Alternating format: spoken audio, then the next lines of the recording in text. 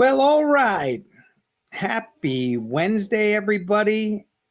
Welcome to another Gen City Labs LinkedIn Live / YouTube / Twitter X stream of the most relevant topics to brand marketers and folks in the event space. I am Mike Shaman, CEO of Gen City Labs. With me today, we have our fabulous head of marketing, MK. We have our head of partnerships, Eric Arvai, and our head of development, Michael Sanders. So today's topic is one I think is going to be really relevant for a lot of folks out there. We're going to be talking about the Apple Vision Pro, which we know has been kind of the hot piece of consumer hardware over the last several weeks and months. I'm sure a lot of you guys have seen viral videos being posted of it, of people wearing it while driving or in coffee shops or on airplanes. I think that as an organization, we are rather uniquely suited to talk about, this new technology in particular, because we've been working with augmented reality and virtual reality for over a decade. We have some of the first ever public deployments of augmented reality that had ever been created, and have been playing with just about every iteration of every headset that has been released, from the early days of Google Glass through the Oculus DK1 first VR headsets, through the Microsoft HoloLens, and everything in between. And honestly, the Apple Vision Pro really feels like the culmination of a lot of investment, a lot of years of experience, and a lot of interest in the space of head-mounted displays and how they can impact the consumer universe. So welcome. Thank you guys for joining us. Thanks in advance for spending some time. We do this every few weeks with different topics. I'm excited about it today. So Michael, as our special guest for the week, why don't you tell everybody a little bit about your background as a developer, also as a consumer, and what you've seen in the space that's gotten you excited over the last year, over the last 5 years, 10 years, and talk a little bit about how the Apple Vision Pro kind of fits in that universe. Yeah, absolutely. So I've been deving for, 2006? So about 18 years. First part of my career was far less exciting. It was more, MRPs and ERPs, so manufacturing resource planning and, enterprise resource planning, just making the whole, process work. And then about 8 years ago, transitioned into the creative space, specifically using Unity to do fun interactives, as you guys know. And then basically from the consumer standpoint, I've been involved with VR since the beginning. So I still have my Oculus DK1, the first dev kit that they put out. It is in my basement gathering dust, but it does still exist. And man, I not to go too much on a tangent, but I think everyone's first VR headset sure is mind-blowing. And I think that's kind of what's going to happen here for the Apple headset. Like, this is a major step up, like just in terms of quality and everything they've done with this headset. There are some game-changing things which I want to get into later, but for the most part, it's just a ginormous step forward on the same path we've been on. But what is going to be exciting, I think, is seeing a whole new batch of consumers experience VR for the first time. And then also experiencing it in the wild, both good and bad. Like, you made that kind of joke there at the beginning about seeing people on subways, seeing people driving. Like, I haven't really noticed that before. I mean, besides the early days of Google Glass, when you would see, people walk around, but that was really, you had to be in Silicon Valley to see some people doing that. But the Vision Pro is really kind of already getting out there. Good and bad. I think that's interesting as part of that Apple effect. But yeah, I don't know if you want to immediately go into it, but the first thing that has really been staying with me as I've been, having some time, with this device and just kind of, doing research and all the fun stuff with it, has been the kind of UX, the user experience for driving this thing. I don't know if you guys have had a lot of experience with it, but they, Apple fashion, have created a real new way of navigating these VR spaces that is very eye focused, right? As opposed to the points and the clicks and using your hands, doing all those things. Although the hands are involved, the eye just plays such a huge role in this. and they've only been able to accomplish that because of the hardware they use. Like, I mean, in terms of hardware, this is the greatest headset that's ever, been created, right? Like, it's just leaps and bounds ahead of everything. But just the ability to track exactly where you're looking. And I don't know yet how big of an effect this is going to have. And I'm really curious to see that, right? Because, that's the Apple DNA, like in terms of what's been so interesting for them of just like user interface, right? Like they popularized the mouse, right? Like they didn't create it, but they did sure make it popular. Um, and while the rest of it is still, although they're avoiding that term VR headset, and they really want this to be spatial computing, which we can jump into. I think it's going to be that whole method of traversing these VR spaces that's going to be interesting, and that's what I'm excited to see what effect does that hang around and become the de facto way that you navigate with these headsets by looking at things in your space and then just kind of clicking wherever, which should be a lot more casual. Um, and it doesn't work for everything. Just like the mouse didn't work for replacing typing, this doesn't replace that either. And there's still some things you still need a keyboard for. Um, but I'm excited to see what effect it has. Yeah. Guys. You know, I think from a consumer perspective, especially from the early adopters and the early people on the curve of technology and innovation, it's going to be amazing and awesome.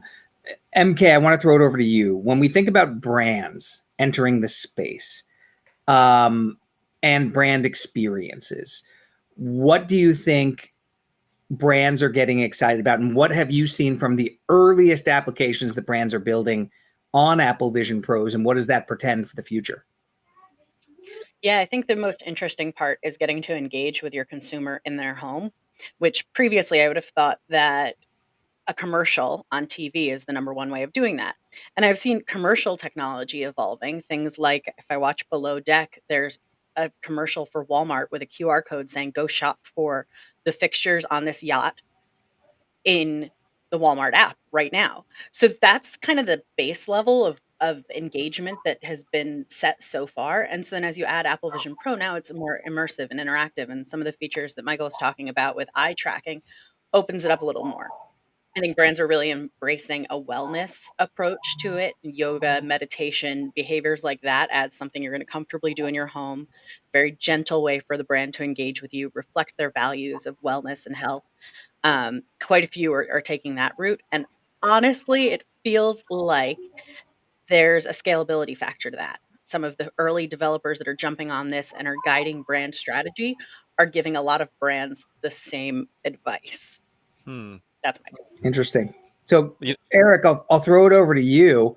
Yeah. What are your first impressions of the Vision Pro, how it's currently being used, and how that might evolve into a more standard daily use of technology?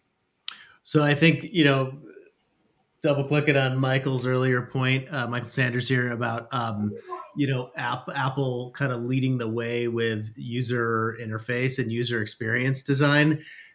You get, you get this kind of intuitive way to navigate this new space.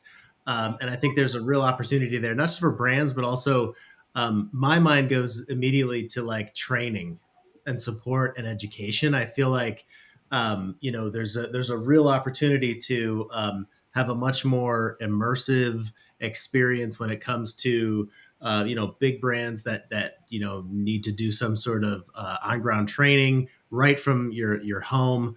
Having that be a easily navigatable and easy to use experience, I think there's a real opportunity there, not just for content creators in the space, but for brands to have much more like memorable and unique experiences when they're engaging with their consumers. Yeah, MK, you mentioned being able to interact with users in their homes. Yeah. The Vision Pro, for those of you guys that may not have tried it yet, it has spatial awareness, so it knows the depth of objects around you. That means it can put things on your shelves. It can put things behind a couch that when you walk around your couch, you'll find, right? So you can actually kind of create these immersive environments where people are in some really unique ways and actually have it adapt on the fly to everybody's room, right? My wonderful background in my garage is going to be different than MK's broadcast studio or Mr. Sanders, music production space. Koa, both you guys have keyboards. We're gonna have to ask you guys to Yeah, do look it. at matching. Yeah. Well done. What's funny? I want to go back to that point a little bit because that's what they're really pushing, the spatial computing. They want to stay away from virtual reality headset. And when you look at the innovations that are coming from this headset, it is like at home with this device trying to replace your day to day more than it is put this on and play a game, right? Because it does, and I think when you're using it in that way, it is just kind of it's another VR headset. It's a better one than what's out there, but that is what it is. When you start talking about the spatial computing side of it, aka I'm going to start my workday and I've got a keyboard in front of me and I just put my headset on and then I just go from there. And now I can throw stuff around me, like I've got all this extra space to work with. That's what all of their work has been towards focusing on that, and that's where I'm really curious to see can they push that, which then for the experiential or more from the marketing side of it opens up more opportunities for interacting with users.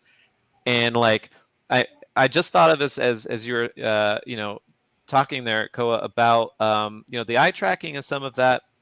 It kind of opens up some more opportunities for research in terms of user focus, where they're looking. Even though that kind of heat map stuff has been done before, that requires kind of specialized hardware. Versus now, you've got potentially tons of people opting in if they choose to like have that tracked. And when you have more data, you can do more targeted things that are just going to be kind of interesting.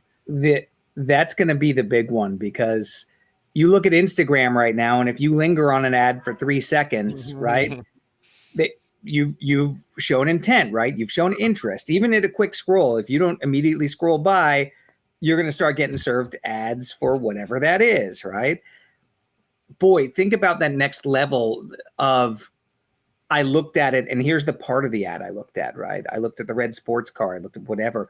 Like, that's going to be a thing for sure. I do actually want to take a step back into the brand marketing and the event marketing space, just because I know so many of the people that join us for these are in the event marketing space. There are some challenges with the headset and its use on a show floor or at an event. It does need to be calibrated by individual. The way it can do really effective and accurate eye tracking is actually by, you going through the motions of, going through your head, looking left, looking right. So the spin up time, it's not significant, right? It's not like a 10-minute time to get consumers spun up, but it does lower the throughput to the number of people that can experience this thing, because that initial calibration does need to happen if you're going to have an optimal experience. And right now, Apple won't let anybody not have an optimal experience. So just one of the concerns in the early days is, can I get this on a show floor? Can I make this part of a traveling tour? Can this work anywhere I want it to be? Not just with the 200,000, 300,000 people that have bought the headsets in the first few weeks. So that is something that, as we look to develop on the platform, as we're building brand experiences with it, it's going to be one of the first obstacles that we'll look to overcome is, how do you integrate that? How do you create a really compelling experience that is that initial experience that can be, specialized in some way? But it is definitely an obstacle to brands not just hitting those early adopters, but using it in an event space. It's interesting because we're definitely seeing the leaders of the pack being retailers who are jumping in on this space, because there's now this real fluidity to shopping behavior in this spatial computing way. I just flashed back and I was trying my hardest to Google it quickly, but at South by Southwest last year in the VR area, there was an experience of storytelling that still stands out in my brain as the best use of eye tracking. And this is a year before Apple Vision Pro is in anyone's hands. It was a dystopian propaganda kind of story where if you broke eye contact with the content being played for you, your score went down. And the outcome of the story could get real dark if you are being, too contrary to the propagandist. Whatever, I'm probably doing a terrible disservice to the narrative, but basically, choose your own adventure. How well you behave is your eye watching this content that's being forced upon you, or are you getting distracted? So as you think about like a narrative, as we stray away from strictly retail based experiences, being able to tell a cool interactive choose your own adventure story based on participation and engagement, or scoring and unlocking things through your attention. Shaman, you used to have that there was an acronym you used about like attention pay. Never mind. Mhm. Anyway, um, but there's something there about that next chapter of storytelling that I think is going to be really cool. Yeah, it's on us to solve, right? As the experience designers, like it is. I mean, it's like it's hard to even like blame the hardware for it in terms of, and I know throughput is so important when you're setting up these at event experiences. Like you want to have a lot of people through it, but at the same time, like one, it's not that bad to have a line for your stuff, right? That looks, that's always engaging. Like, all right, what's going on over there? And I think it's about it creating experiences that aren't just interesting in the headset, because right now, early days, just having that headset is going to make your experience compelling because people want to check it out and it is the best that's out there. But there's nothing stopping you from creating like two-tiered experiences. Like you have a captive audience, you have an audience in a line wanting anything to do. That is your captive audience. Set up another thing for them to do. Like create a more inclusive experience of the whole thing. Like I think that, yeah, that's on us to solve. That's the exciting part of it. But in some ways it's the same problem that's always been there for VR in terms of on-site experiences versus it being in the consumer's home. So same problems, new hardware. I think that whole, from the convenience of your own home, you can have these incredibly immersive experiences that you wouldn't have been able to have before. You look at like what Apple has already done with the like MLB and Major League Soccer, the season pass. Like fandom is already like an incredibly immersive experience, but that not everybody gets to be a part of. Either you're not going to be traveling with your team all the time, like all the things you can do now with the spatial computing. Like I could be watching the game in one screen, I could be having my stats, I could be watching 4 other games going on, at the same time. Like the idea that you have this sort of magical, limitless amount of like new virtual space that you could do all kinds of stuff with and customize your own experience. It's just being able to like, virtually experience, a game from the front row or something, like from your lazy boy chair, and being able to control the experience at the same time. In some ways, I feel bad for, so like the movie going theater experience has already been competing with your couch, and so big theatrical releases are sort of becoming like replaced with more streaming initially, right? That's just going to get worse as this technology gets more adept and cooler, and more people are creating content for it. And that elevated experience, right? Like, yes, I could go to a game, and that's one thing. I could go into the theater and watch a movie, but if I got my AVP on, I can do that and all this other stuff that I can do from my home, and just split my attention even more. So Yeah, we had a comment from Laurel on experiences. How long till the Sphere in Las Vegas launches an app so that you can kind of grandly take in the scale of that It'd venue? be awesome, right? I mean, I'm watching Dune with my kid right now, and I'm watching it on like a in my room. We have nice 65-inch TV, but everything I've seen, and I've not watched a movie on an Apple Vision Pro yet. But everybody who I've talked to has said it's a phenomenal experience, like just absolutely spectacular, better than any in-home theater. Now, I will say that the in-theater experience, part of what makes that special is the audience and the people and that group of like the emotion that can be triggered by having lots of people feeling the same thing in an audience, and the gasps and the applause and all of those things. So, I don't think, and the fear is always complement versus substitute, right? Eric, the way you're framing it up is a little bit as a substitute. I think I'd like to see it more as a complement to some of those things. Sure. But that it's a great question. So quick room reset. If you're just joining us, we are Gen City Labs. We're talking about the Apple Vision Pro. We do this every 2 weeks for the impact of new technologies on the brand and marketing space. So we're here with our developer, our lead dev, our head of development, Michael Sanders, who can get his dorky. If anybody in the audience has questions about the technical aspects of things, feel free to fire away. Otherwise, we'll just kind of keep diving into, kind of broad consumer impact. What have you guys seen in terms of consumer usage of previous technologies? Let's take the Apple Vision Pro aside. We've seen early VR, right? We've seen early HoloLens headsets, even the advent of iPhone, iPad, etc. And you've got a couple different trajectories, right? You've got the iPhone, which was absolutely groundbreaking and immediately, adopted by the entire world, is now, those devices are in the hands of 95% of the population. You've got tablets, right? Another one that could have gone either way. It could have been, some weird hybrid between a laptop and a phone that never worked. Pretty much 90% of the world owns a tablet now too.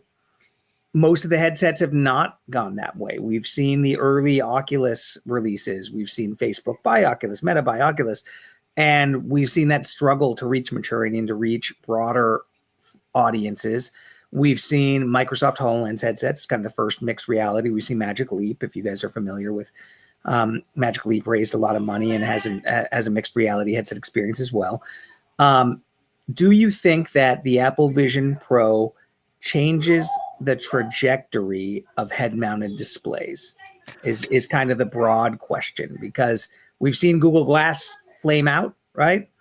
We've seen, even Meta right now has their Ray-Ban element, which is really more about social media streams and feeds. If you guys aren't familiar with that product, it looks like regular glasses, has a camera, and you can stream to it.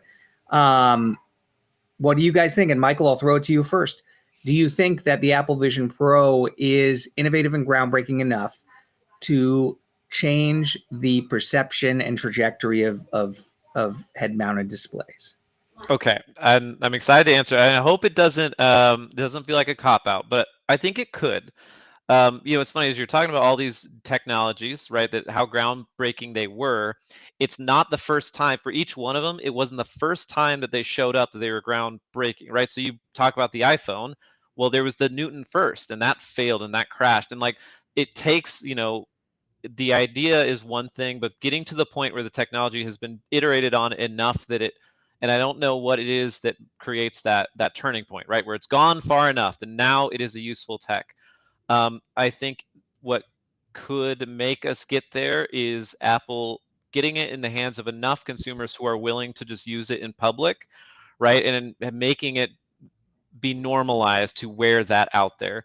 And I think this is delicate because it could become a thing that, gets, made fun of or just becomes a joke more than it becomes a, oh, this is cool. So like it has to be bringing value, right? There has to be a reason where it's not just like unique thing, but like, oh, when I wear this, I get this secondary experience in my day to day that I wasn't having before, right? It has to solve a problem. If they get there and they've got enough people wearing it day to day that app developers could then iterate and try and create things, I think it could. I think this is the closest we've seen. It's nice that VR wasn't just a flash in the pan. It's been around now for a while, right? Like it's been mostly in the gaming space, and I do think again that's what makes this cool is that Apple isn't just trying to make another gaming headset. They're like, we need to be more than that. So I think we could. I think we're either we're there or this is the penultimate one, and we're just one away from the real headset that changes things. But who does it better than Apple?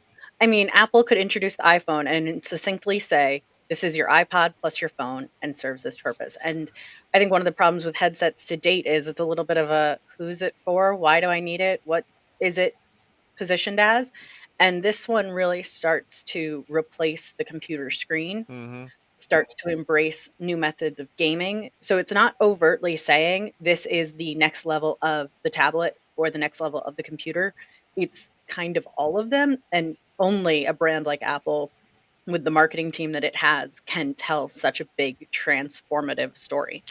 I agree, and I also think there's extra challenges now than there was maybe 15, 20 years ago in terms of there's not quite the blind optimism for new tech that we probably had in the past. Everything is looked at with a little bit of skepticism and unease, like just the things coming out of Silicon Valley and just tech in general is viewed a lot more cautiously. So in some ways they have extra layers that they're going to have to like work through to like pass that. But yeah, I'm really curious. Apple is how much is it instill in their DNA? Like they have this history of creating these new user experiences and these new devices, but it's also been a little bit, right? It's been a little while. Like they been doing a lot of the same. So I'm really curious to see how deep is it in their blood that they're still there, and like the fact that they're trying, and the fact that they did create this entirely new way of navigating these headsets tells me there's at least something there that they're still trying to create that. And I don't think it would have made it out if they didn't believe in it, right? If the tech had not made it to a point like, yeah, this works. I do still think that's that quality control is still there. Sorry to take that over, but yeah. No, and as I think about what the last new one, explaining this to me as my Fitbit plus my cell phone on my wrist, yeah, they have been quiet since that last big revolution. A tap to pay with your watch, right? There's a whole other aspect to this. I mean, I hate to go the consumerism route, but I am going to do that for a second. The convenience of being able to consume, with with this new spatial computing, where I could, have dynamic ways of redecorating my home, right? I've got my Vision Pro on. I heard, was it like Zillow for house hunting? Was it Lowe's? Has a spatial computing app, right? So I can go in, or like J. Crew has like a virtual closet and things like that. Like, there's a lot of awesome examples of a new consumer experience. Then you add all of the conveniences that Apple has made with Apple Wallet and Tap to Pay, and it's just going to blow up. It's just going to be easier to buy more stuff. Can we talk about J. Crew I'm for excited 30 about that. seconds? 30 seconds on the J. Crew thing, because I thought that was so funny. Anytime there's new tech, the first thing that I usually see happen is the clothing manufacturer or some distributor wants to do a new version of the wardrobe. That's constantly what they're seeking out, whether it was for webcams and AR. I don't know how many times I've gotten that request to be like, hey, can we put clothes on people again? Like, is that a thing we can try one more time? Oh, yeah. Like every time, that's the very first thing that happens, and I love that. So yeah, J. Crew, yeah, they're the first ones on it, I think. And we have a comment. It's interesting. I think that yes, we have gotten hit over the years many times for virtual fitting rooms, right? Virtual try-on stuff. Eric, back to your spatial computing comments and the brands that are trying things. If you're a brand, you absolutely need a device. You need to be experimenting with this, either in-house or find somebody to find some help. Like, you need to be in this space, whether that's an event marketing thing, whether it's creating a viral video and creating content with an Apple Vision Pro, right? I mean, it could be literally you have when you walk into a wall, right? Like something silly like that. Doesn't matter. It's such a hot technology, and it's with the right audience that you need to be part of the conversation. So whether you're actually developing a bespoke app for the App Store, appealing to the people that own it, or whether you're just riding the wave, it's definitely something that you need to be embracing in some way. I remember back in the early days of the event space, it would be remarkable when you had an iPad in your booth. Like if you had a booth at a trade show and you had an iPad, the first weeks of release, I know we all poo-poo that now because everybody has 20 iPads, but like it was a big deal to have an iPad that you could hand to somebody they could interact with because nobody had them yet. They were really hard to get. They were always sold out. So there was a 6-9 month period where having an iPad in your booth was kind of special. Mm-hmm. And likewise for, touchscreens, for multi-touch, that goes on for VR and VR headsets. It's going to be the same for an iPad, for an Apple Vision Pro. Just the medium is the message, right? We have this thing. We are innovative. We are cutting edge.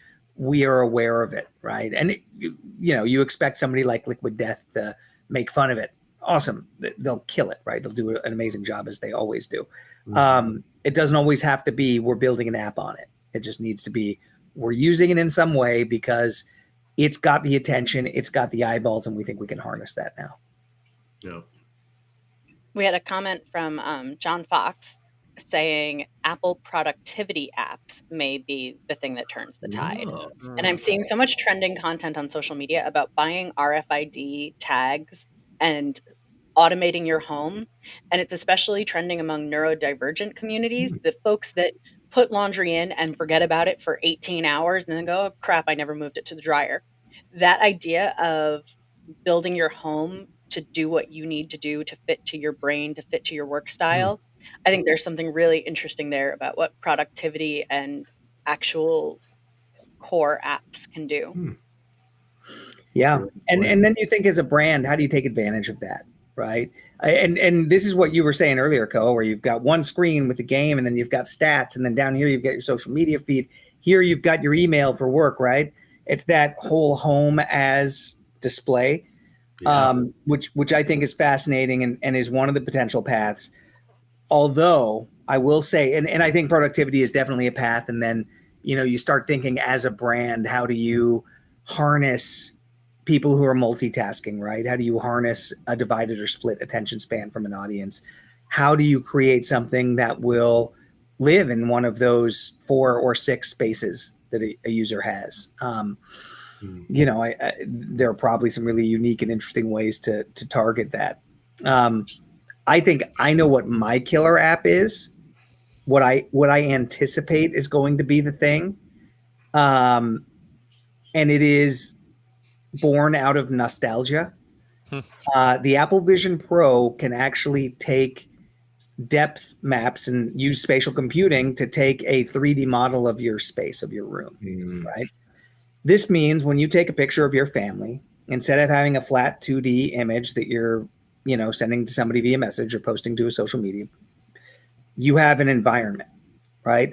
So in the future, if let's say it's your kid's first birthday and you take a picture of the party and there's people around, using not just the cameras on the Apple Vision Pro, but using AI will complete that model. So you will be able to not just see a flat image, you'll be able to walk within it. So now you can walk behind the people. You can walk all through that scene and experience it again. Now, they're not there on video yet and recreating completely, but eventually think about the ability to walk within a video and walk within your life. You captured this minute of your life with your family, and you can actually physically experience that again. I think that's going to be a major piece of the technology's adoption at some point.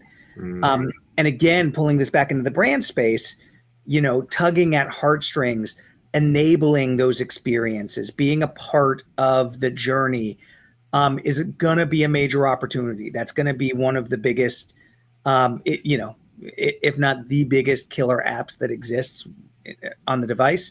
I don't know, Michael, what you think about that. And I'm not thinking product placement, right? Like, you walk by your first year old's birthday and there's a Pampers, virtual box. I'm thinking it sounds like a future Pixar movie. Might be a little invasive.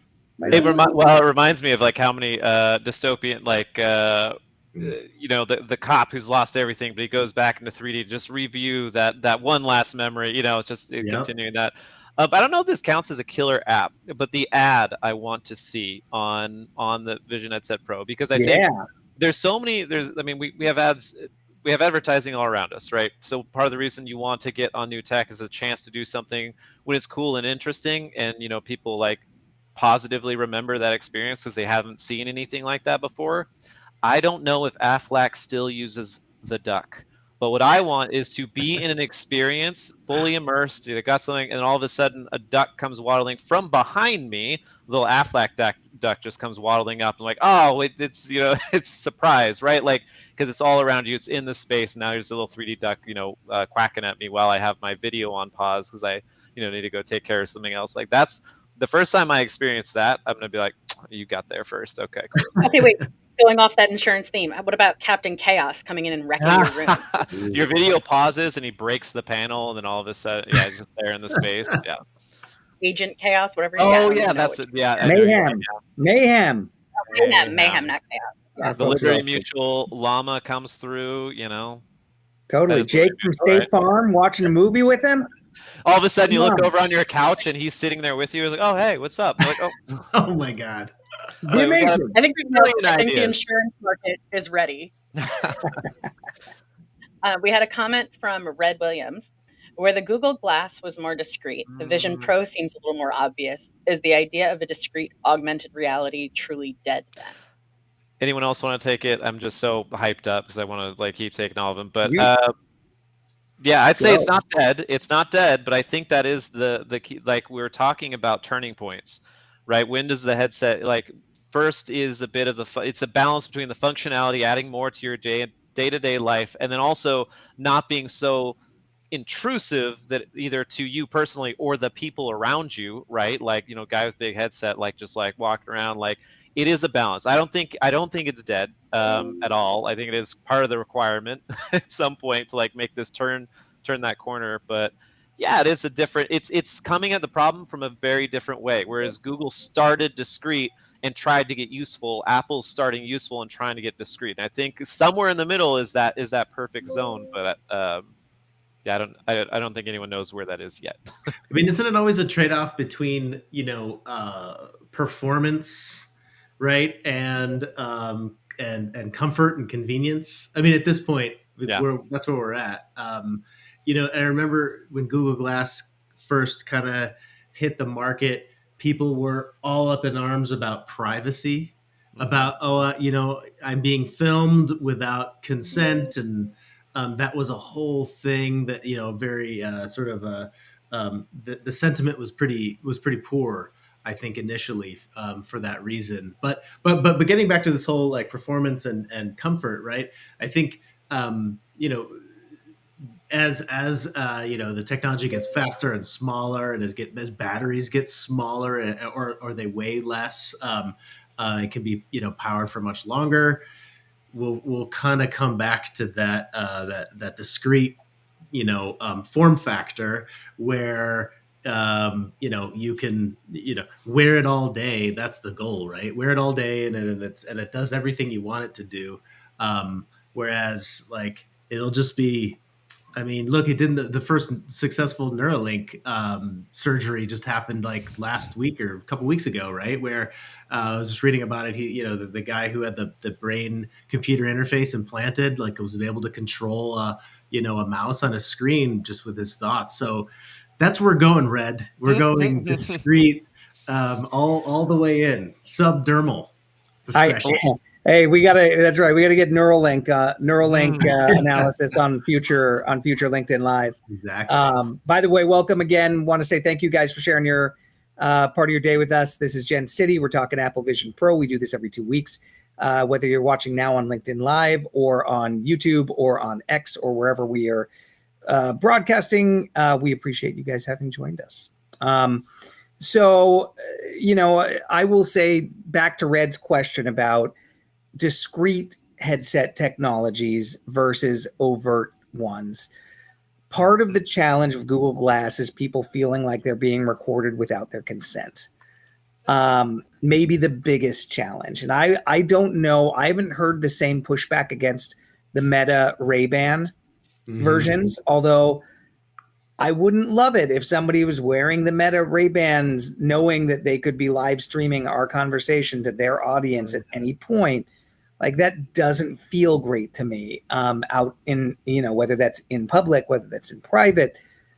Those are really, it's easier when somebody's holding up a phone and recording you because right? So until they address that issue of, privacy and security concerns, I think that having a big, obvious thing that is obviously doing a thing is probably a good idea. Yeah. That way you don't feel like there's hidden cameras and, all sorts of, all sorts of things being captured that you might not want out there. So I don't know. Yeah, I think there's two ways. I mean, it's basically either you need laws to pass that require something like, hey, if you're recording, there needs to be a light that is, it's a certain amount of, apparent, blah blah blah, or we do it from the the capitalist side, and we need like, did you guys remember ever seeing a Scanner Darkly? Oh yeah. We all need our own face masks that can, purposely obscure our faces to other devices at all times. So, pick your Now we're getting into dystopian futures. Exactly. Yeah. Now we're going. Okay, so let's get back into the brand space about what should a brand be thinking about. And MK, I'll throw this over to you.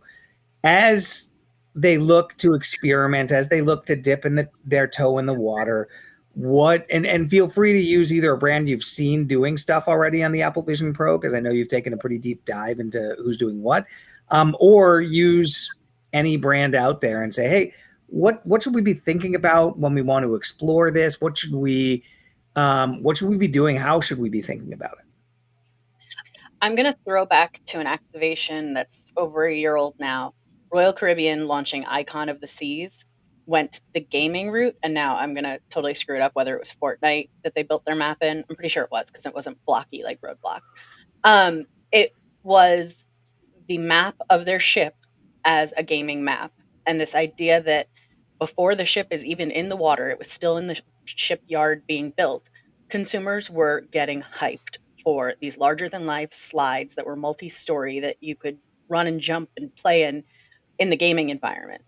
And so they took something that you couldn't physically be at yet, but they wanted you to get so hyped that you pre-sale. I mean, they broke records with pre-sales on this cruise ship before it even launched. And how many youths went to their parents and said, oh my God, this ship looks amazing. This looks like the coolest trip. I found all of these nooks and crannies and things that we would all have fun with. And so looking at that way of what stories can you tell that transport people to somewhere that they can't get to? How do you immerse them in their own home? I mean, I really just think it's a matter of, if you're going to brainstorm and try to come up with a story, really work on breaking down those boundaries and thinking bigger, right? I could lead a guided yoga through meditation and things like that on behalf of a yoga wear brand. But couldn't they just do that anyway? Couldn't they have just played a YouTube video? Couldn't they just have gone and done what they always do on that thing? So what is disruptive? What is truly novel? I think for the investment that it takes to build these things, what is worth replaying? And I'm saying playing because I definitely am likening it to gaming, and as far as its interactive capabilities rather than spectator watching kind of experience. That's my thought. Break the barriers down on the creativity and go more wild than you think you can. Yeah, like Shane was saying, adding to the experience instead of trying to replace it. Right? Yeah. So, all right, let's do, we're getting a little close to the bottom of the hour here. Why don't we do our lightning round? This is going to be a two-parter, and because it's a two-parter, maybe I'll go first to give you guys a little bit of time to think. I want you to think of your ideal brand that would build something on the Apple Vision Pro, and then what would they build? So, you mentioned the Aflac duck earlier, Michael. You are the genesis of this. You don't get to use the Aflac duck again. I'm sorry. But you think of innovative brands. Think of people who are building innovative brand experiences and what they could do. And I will start because I had one in my head from earlier, and that's cheating, and I get to cheat because I'm the host. So I would love it. I would say Home Depot, Lowe's, think home improvement category, right? You can kind of cut across a few different brands. It could be like DeWalt from a tool perspective. But I would love to see a home improvement brand actually being utilized in a specific scenario. I have a leaky pipe. Okay, well, hey, we're going to be your resource to fix a leaky pipe, right? A leak in your sink. Or maybe I have to replace a doorknob on my door. I don't know. I'm not a very handy person, so please excuse my base of like something more than I have to change a light bulb. And so, the idea is with the Vision Pro, it can recognize particular objects, it can recognize particular scenarios, it can make recommendations for you. Now, all of those are kind of dirty hand scenarios where you kind of need two hands to do something. So when you need two hands free to do something, and you're wearing a headset that you can talk to and either interact with by looking or by, very simple, straightforward things without needing a keyboard, that means you're mobile. It means you could be looking at the problem area and have Lowe's and Home Depot be in your ear, helping guide you through a fix-it process. They could be recommending particular parts that they can order on the fly. You can go pick up. Maybe they're delivering parts. Maybe they're recommending people who can help. But like that real life scenario where it's more than just an entertainment ad, but actually a pragmatic application of what they can do, providing it through this new headset experience, recommending products that are sold within the store. It's got utility. It's got, it's actually helpful in your everyday life. I would love to see a scenario like that. And it starts not with every single scenario under the sun. It starts with one specific scenario, right? You could do the same thing with automotive and changing oil, right? I just need to change my oil. Oh, let me recommend, Lucas Oil or whatever it is. I would love to see a brand go that route and focus on a very specific pragmatic scenario in which they can provide utility. But before we move on, I just wanted to add to that because I think there's another layer of that application where if you added AI as a component to that, where you can now take a picture of something wrong in your home, and even ChatGPT will be like, try this, and this based on this image, blah blah blah blah blah. Another layer would be, oh, okay, you're going to need X, Y, and Z parts. Here, you can buy them and have them delivered. Like boom, boom, boom, boom, boom, you're done. So that element of like fix it around your home, AI plus the virtual spatial computing aspect of it is going to be super powerful. That wasn't my answer, by the way, but we'll come back. All right. Who's up for MK or Mr. Sanders? What do you got? I'll take it. I'm ready. Oh, Sanders, you're up. Okay. This is going to be a wild combo because I thought of two different things, but I want to try and make them work together. So ideal brand right now, I'd say Burger King, and not just because I had lunch, but because I think they have a history of being taking more chances with their advertising versus other brands that might be a little bit more established, and so they already have a history of doing that. And when I was listening to the Home Depot and the real life experience, I thought of dance instructor. You're already hands free, right? It's hard enough to learn a dance if you're just YouTube, it's not where you have to go to classes. But what if you've got someone physically in the space with you? So the idea is the king shows up out of nowhere, and he's the Burger King himself is here to teach you how to do the cumbia. Like he's there to help. That's my pitch. Amazing. Wow.